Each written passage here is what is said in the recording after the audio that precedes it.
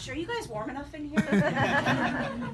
So, yeah, I'm a Florida resident. I'm facing my first winter in 10 years. Yeah, I made some really good life choices up until now.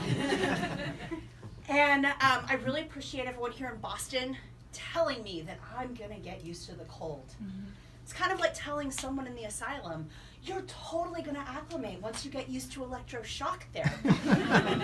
Or telling someone in prison, you'll be fine once someone makes you their bitch. I'm not buying it. What I am buying, however, is a lot of warm clothing. And when I say warm clothing, I believe that I am about to free Tibet single-handedly by buying fair trade wool. True story. And if I can't pull that one off, then I'm pretty sure I'm gonna cause the great hairless llama crisis of 2017. So winter weather technology has come a long way since my last winter. Now you can get gloves that have touch tips, right, in the fingers, so that you can use your iPhone in a blizzard. This is fascinating to me.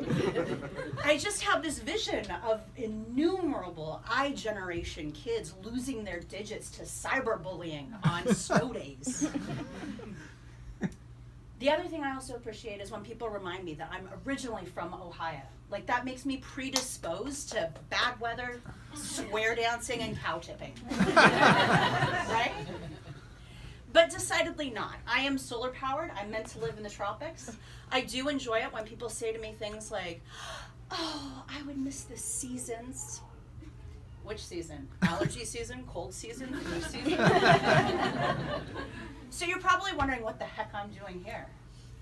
One word, Kitty. My mother, Kitty, moved into my in-law suite in Florida about a year ago, and I'm here in Boston now. So when my mother moved in, I had to designate the pants and the pants-free zone in my house. Yeah, so I found myself saying, Mom, put your pants on. Mom, put your pants on. Mom, put your pants on. Like some sort of crazy supernatural mantra, like saying Bloody Mary or Candyman. But it never allowed me to unsee my mother's pantslessness.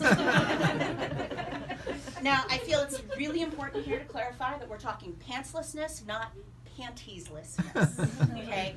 I am not running some sort of geriatric nudist colony. No, my mom just likes to drop her drawers, unless you play Tom Jones, in which case then all bets are off. Kitty will go topless for Tom Jones. For those of you unfamiliar with Tom Jones, he is a 1960s Welsh singer who is responsible for such hits as It's Not Unusual and What's New Pussycat? And men and women loved him so much that they threw their underwear at him. It's kind of like how Boston feels about Tom Brady.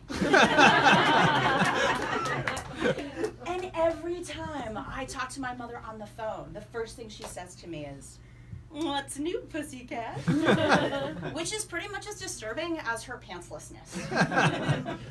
So, understandably, I've been grappling with whether or not this is old age or just Kitty. So I took her to dementia testing, which is a real hoot. So at the beginning of dementia testing, they sit the patient's family down and they start to ask a series of questions. It's very prison-like. It's very snitches get stitches kind of thing going on, which actually makes sense because it is pre-screening for elderly incarceration. And the first thing they asked me was, does your mother do anything inappropriate? And this was kind of a hard question because, you know, my mom comes home from church with 2 handles of Jack Daniels, a Costco-sized box of Depends, and a plan for mayhem. They also asked me if my mother ever says anything inappropriate, which doesn't seem like the best, measure of my mother's mental capacity. She sometimes just randomly adopts an accent for no reason, and she likes to invent her own words. In the pants-free zone, I am exclusively referred to as the Naggravator. So as my mother was talking with the doctor, she said, yeah, I've been diabetic for about 2 years.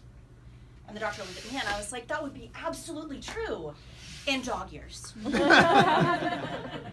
They asked her if she was suffering from any other issues, and she said, oh, darling, can you believe it? I get dizzy. And I'm not even a natural blonde. So the doctors continued to probe my mom, and they eventually hit on the issue of elderly abuse, which she enjoyed mightily. Yeah, she explained to the doctor that the in-law suite's too small, my cooking is poor, and my pool guy is so old, he cannot star in any of her fantasies.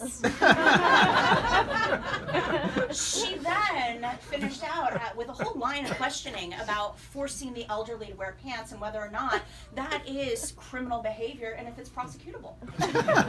Turns out it's not. That's a bullet there. So with all of this said, the docs finally came back to me and announced that, in fact, Kitty's just Kitty. It's acute extreme eccentricism. And that's it. Thank you, guys.